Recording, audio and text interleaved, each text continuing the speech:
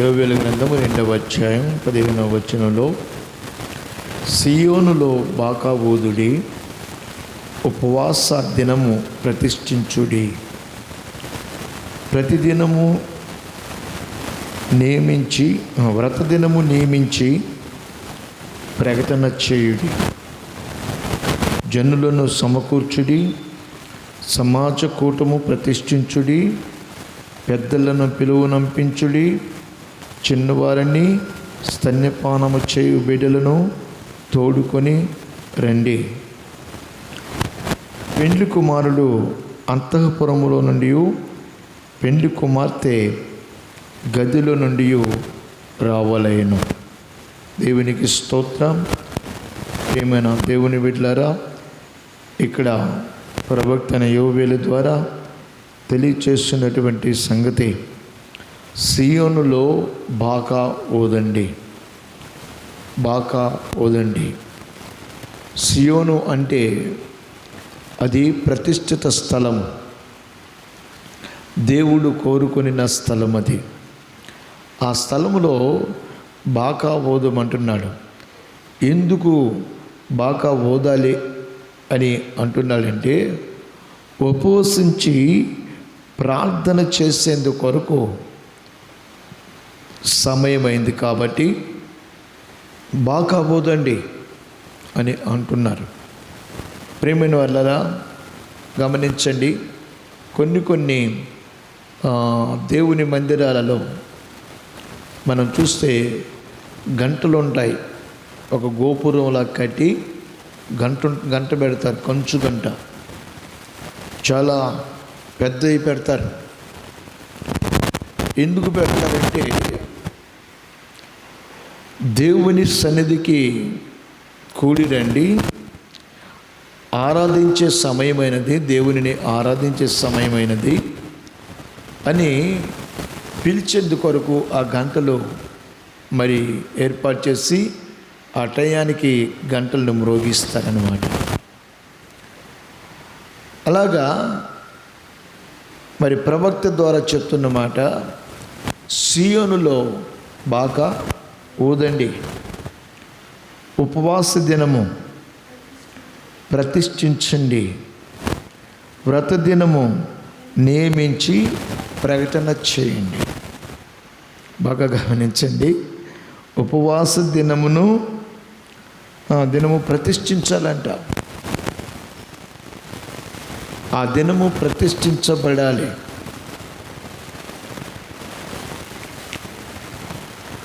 అంత విలువైనది ఉపవాసపు ఆరాధన, అంత విలువైనది, ప్రతిష్ఠించాలంట. ఉపవాస దినమును ప్రతిష్ఠించుడి, వ్రత దినము నియమించి ప్రకటన చేయండి. వ్రత దినము నియమించి ప్రకటన చేయండి. ఎందుకని ఈ విధంగా మరి చేయమని దేవుడు మరి చెప్తున్నాడు? మనం ఒక్కసారి ఆలోచన చేస్తే 13వ వచనంలో ఒక మాటని మనం చూస్తాం. మీ దేవుడైన యెహోవా కరుణా వాత్సల్యములు గల వాడును, శాంతమూర్తియు అత్యంత కృపగలవాడునై ఉండి, తాను చేయనుద్దేశించిన కీడును చేయక పశ్చాత్తాపపడును గనుక మీ వస్త్రములను కాక మీ హృదయములను చింపుకొని ఆయన తట్టు తిరుగుడి. ఒకవేళ ఆయన మనస్సు త్రిప్పుకొని పశ్చాత్తాపపడి మీ దేవుడైన యెహోవాకు తగిన నైవేద్యమును పానార్పణను మీకు దీవెనగా అనుగ్రహించును. అనుగ్రహింపుడని ఎవరు చెప్పగలరు? అది అనుగ్రహింపుడని ఎవరు చెప్పగలడు అంటే, బాగా గమనించండి, దేవుని వలన కలిగేటువంటి మేలులు, ఆశీర్వాదాలు పొందుకొనకుండా ఈనాడు చాలామంది తిరుగుబాటు చేసేటువంటి వారుగా ఉంటూ ఉన్నారు. అందుకనే మనం ఆ 11వ వచనంలో మనం చదువుకున్నాం, యెహోవా తన సైన్యమును నడిపించుచు ఉరుము వలె గర్జించుచున్నాడు. ఆయన దండు బహు గొప్పదైనది, ఆయన ఆజ్ఞను నెరవేర్చున్నది బలము గలది. యెహోవా దినము బహు భయంకరము, దానికి తాళగలవాడెవడో. ఈ భయంకరమైన దినమును తట్టుకునేందుకొరకు, తప్పించుకునేందుకొరకు ఉపవాస దినమును ఏర్పాటు చేసుకున్నామని చెప్తున్నాడు. ఈ ఉపవాసపు ఆరాధనలోనంట కన్నీరు విడుచుచు దుఃఖించుచు మనపూర్వకముగా తిరిగి నా వద్దకు రండి, అదే నా వద్దకు రండి. మీరు ఎందుకని నేను కోప్పడతానని చెప్పిన మాట వాస్తవమే. నేను కోప్పడతాను మీ పరిస్థితులను బట్టి, మీరు జీవిస్తున్న విధానాన్ని బట్టి, మీరు చేస్తున్న తిరుగుబాటును బట్టి నేను కోపపడటం సహజం. అయితే కోపపడతాను, కానీ చూడండి, కోపపడతాను కానీ మీ మీద కరుణ వాత్సల్యములను చూపిస్తాను. అది దేవుడు చెప్తున్నాడు. కరుణ వాత్సల్యములను నేను మీకు చూపిస్తాను, మీ మీద నేను చూపిస్తాను. కాబట్టి రండి, కన్నీటితో అనగా దుఃఖముతో మీ వస్త్రములను మాత్రమే కాకుండా హృదయాలను చింపుకొని నా వద్దకు వచ్చి నన్ను అడగండి అని చెప్తున్నాడు.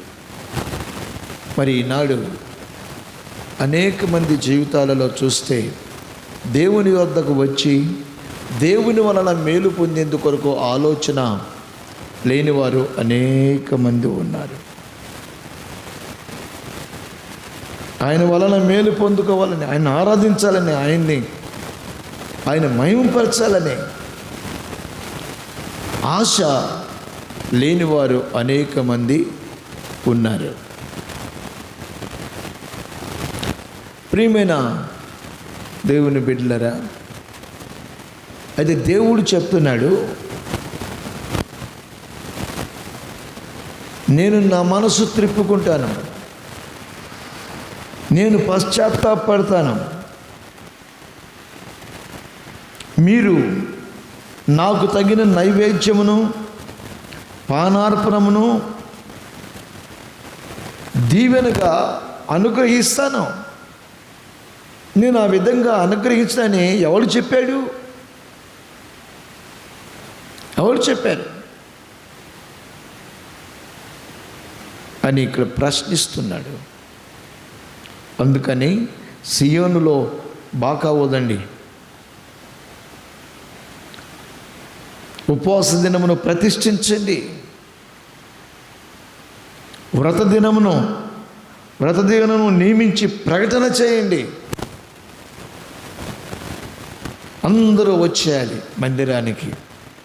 ఎవరెవరని చెప్పారు అక్కడ? జనులను సమకూర్చుడి, సమాజ కూటమును ప్రతిష్ఠించుడి, పెద్దలను పిలువనంపించుడి, చిన్నవారిని స్తన్యపానము చేయి బిడ్డలను తోడుకొని రండి, పెండ్లి కుమారుడు అంతఃపురం నుండి పెండ్లి కుమార్తె గదిలో నుండి రావలేను అని చెప్తున్నాడు. అదే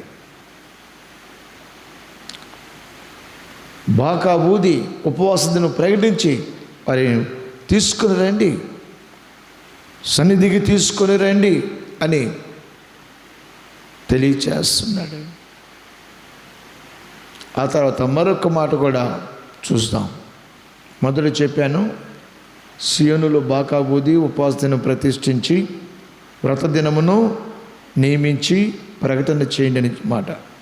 రెండవ మాట కూడా మనం చూస్తే 17వ వచనంలో, యెహోవాకు పరిచర్య చేయు యాజకులు మంటపమునకును బలిపీఠమునకును మధ్య నిలువబడి కన్నీరు విడుచుచు, యెహోవా నీ జనుల ఎడల జాలి చేసుకుని అన్యజనులు వారి మీద ప్రభుత్వము చేయనట్లు వారిని అవమానమునకు అప్పగింపకము.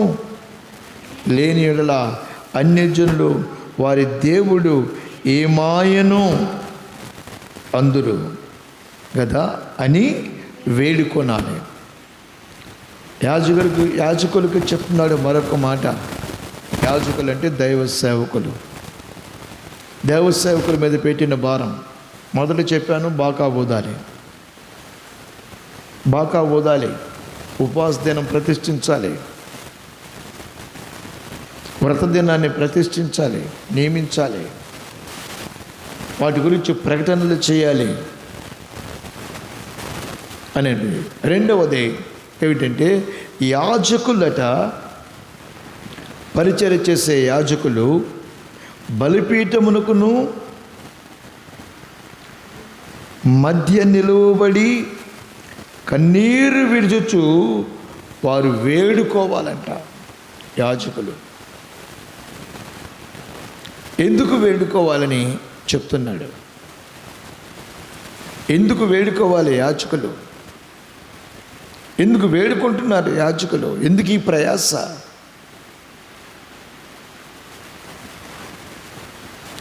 వారిగా ప్రార్థన చేసుకుంటే దేవుడు అంగీకరించడా, ఆలకించడా? ఎందుకని సమాజాన్ని సమకూర్చమని దేవుడు చెప్పాడు. యాజకులట బలిపీఠమునకు మధ్యన నిలవబడి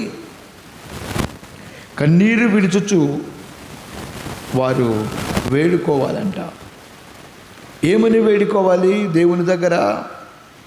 నీ జనుల ఎడల జాలి చేసుకుని, అయ్యా దేవా, నీ జనులు, వీరు నీ జనులే కదా, నువ్వు ఏర్పరచుకున్న వారే కదా, నువ్వు పిలిచావు కదా, నువ్వు పిలిస్తేనే వచ్చారు కదా నీ సన్నిధికి అన్నట్లుగా దైవజనుడు ప్రార్థన చేయాలి. మనం బైబిల్లో గమనించినట్లయితే ఇశ్రాయేలు ప్రజలు అరణ్య యాత్రలో ఒక తప్పు చేశారు. ఏమిటా తప్పు అంటే, దైవజనుడైన మోషే పర్వతము మీదకు వెళ్ళి దేవునితో మాట్లాడుచూ ఉన్నటువంటి సమయంలో ఆ మోషేకి ఎన్ని రోజులు ఉన్నాడో, ఎన్ని రాత్రులు ఉన్నాడో తెలియలా. ఆయనకి ఆకలి అని కానీ దాహం అని కానీ ఆయనకి తెలియలా. అలాగా 40 రోజులు ఆయన ఉన్నాడు. అప్పుడు దేవుడు మరి ఆయన చేతికి 10 ఆజ్ఞల పలకలను ఇచ్చి, ఆ తర్వాత ఆయన చెప్పిన మాట ఏమిటంటే, అదిగో జనులు ఏం చేస్తున్నారు చూడు. ఏం చేస్తున్నారయ్యా? వారు దూడను చేసుకొని దేవతనుగా దానిని భావించి వారికి ఇష్టం వచ్చినట్టుగా త్రాగి తందనాలు ఆడుతూ దిగంబరులైపోయి గంతులు వేస్తున్నారు. నేను ఈ జనమును నేను సహించను, ఈ జనమును చంపేస్తాను అని మోషేతో అన్నప్పుడు, మోషే ఆ జనమునకును దేవునికి మధ్యలో నిలవబడిన వాడై అడిగాడు, అయ్యా, ఇంత దూరం నువ్వు వీళ్ళని తీసుకుని వచ్చావు, ఐగుప్తు దేశము నుంచి ఎర్ర సముద్రము దాటించావు, యొర్దానును దాటించావు, వారికి ఆహారం ఇచ్చి దాము తీర్చావు. ఇన్ని చేసిన నీవు ఎందుకని వారి మీద కోప్పడతావు? వారు నీ ప్రజలే కదా, నువ్వు సంపాదించుకున్న ప్రజలే కదా, నాకేం సంబంధం?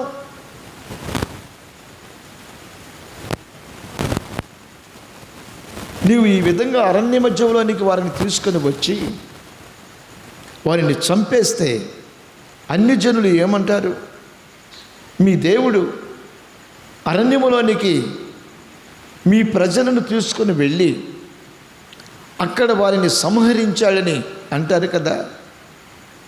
అన్ని జనులు ఆ విధంగా అంటారు కదా. అప్పుడు చెడ్డ పేరు ఎవరికయ్యా? మీకే కదా, మిమ్మల్నే కదా అంటారు. అందుకని నీ మనస్సు మార్చుకో, నువ్వు పశ్చాత్తాపడు అని మోషే దేవునితో అన్నాడు.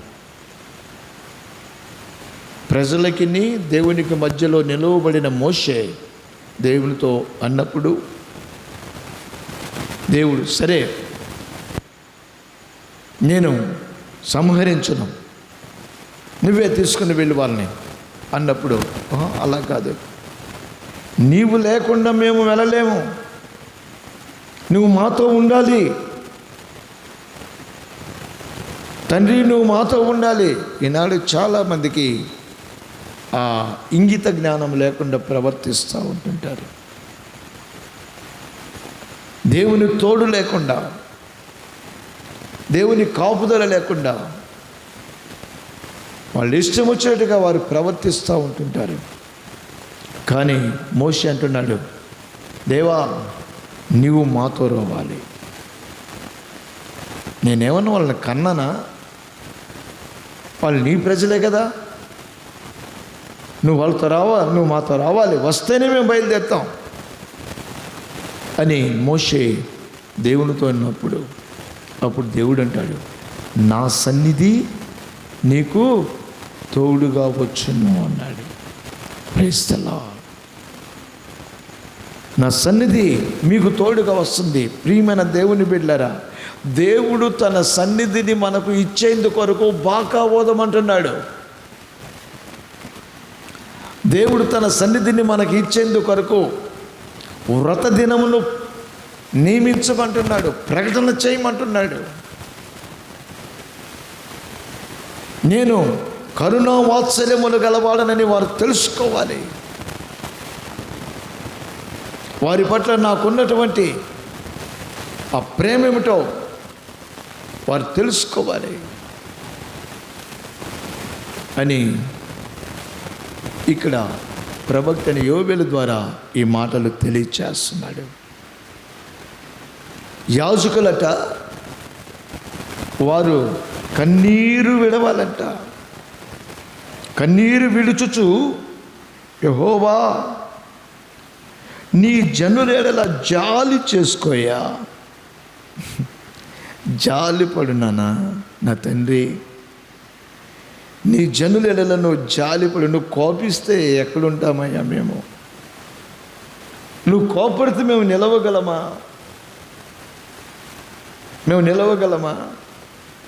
కాబట్టి నీ జనుల నీ పిల్లల ఎడల నీవు జాలి చేసుకో అని యాజకులు అనగా దైవజనులు మరి వేడుకోవాలంట. ఇక్కడ వాడుతున్నటువంటి మాట ఏమిటంటే, ఇక్కడ వాడుతున్న మాట, అన్ని జనులు వారి మీద ప్రభుత్వము చేయనట్లు వారిని అవమానమునకు అప్పగించవద్దు. వారిని పరిపాలిస్తే నీవే పరిపాలించాలి. అన్ని జనులు పరిపాలన చేయకూడదు, నీవు పరిపాలించాలి. ఆ మధ్య కూడా నేను చెప్పాను, మన దేశాన్ని పరిపాలిస్తే మన దేవుడే పరిపాలించాలి. దేవునికి స్తోత్రం. దేవుని బిడ్డలే పరిపాలించాలి, అన్య జనులు కాదు. వారి పరిపాలనలో నీ బిడ్డలు ఉండకూడదు, అది వారికి అవమానం. అవమానం. మనల్ని పరిపాలించవలసిన వారు దేవుని యొక్క యాజకులు, దేవుని సేవకులు. అన్య జనుల యొక్క చేతులకు పోకూడదు, అన్య జనులు చెప్పినట్టుగా చేయకూడదు.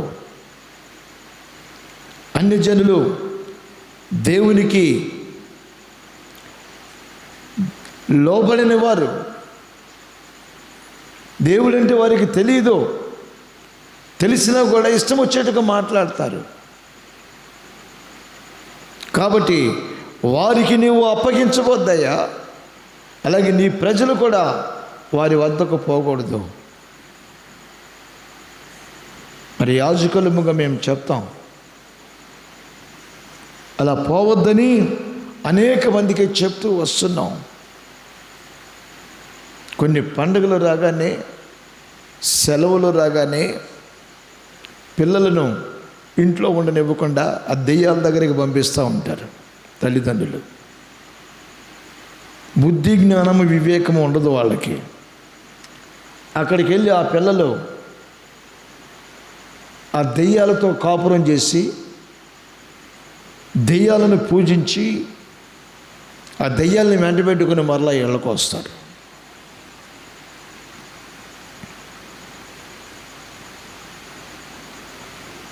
వాళ్ళు కాదు పరిపాలించాల్సింది మనల్ని.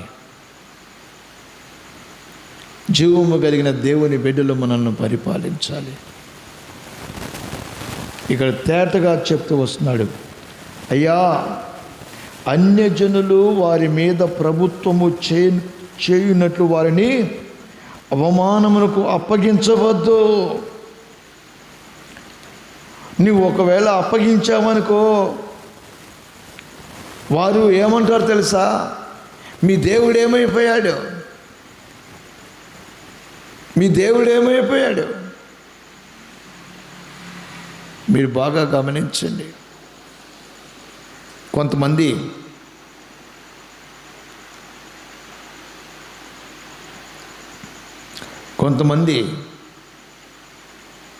యేసు ప్రభు వారు కనాను విందుకు పెళ్ళికి వెళ్ళాడు. ఆ పెళ్ళిలో ద్రాక్షరసం అయిపోయింది. అయిపోయినప్పుడు మరియమ్మ గారి దగ్గరికి వెళ్ళి చెప్పారు వాళ్ళు, వాళ్ళకి ఏమన్నా ద్రాక్షరసం కొట్లున్నాయా మరియమ్మ తల్లికి? లేవు. వాళ్ళు వడ్రంగి పని చేసుకుని బ్రతికేవాళ్ళు. ఆమెకి చెప్తే ఈమెం చేసింది తెలుసా? వెళ్ళి యేసు ప్రభు వారికి చెప్పింది. యేసు ప్రభు వారికి చెప్పింది. ఆయన అన్నారు, అమ్మా నా సమయము ఇంకా రాలేదమ్మా. అప్పుడు ఆమె అక్కడ ఉన్నటువంటి పరిచారకులకు చెప్పింది, ఆయన మీతో చెప్పినది చేయండి. దేవునికి స్తోత్రం. ఆయన మీతో చెప్పినది చేయండి అని చెప్పినప్పుడు వారు ఆయన వద్దకు వచ్చారు. అప్పుడు ఆయన చెప్పాడు, ఆ బాణలను నీళ్లతో నింపండి, నింపిన తర్వాత తీసుకుని వెళ్ళి విందు యజమానికి అప్పగించండి, వారు త్రాగుతారు. వారు త్రాగి, ఇది క్రొత్త ద్రాక్షరసం, ఇది ఎక్కడిది, మొదట మాకు ఇవ్వలేదే ఇది అని వాళ్ళు అన్నారు. ప్రియమైన వారులారా బాగా గమనించండి.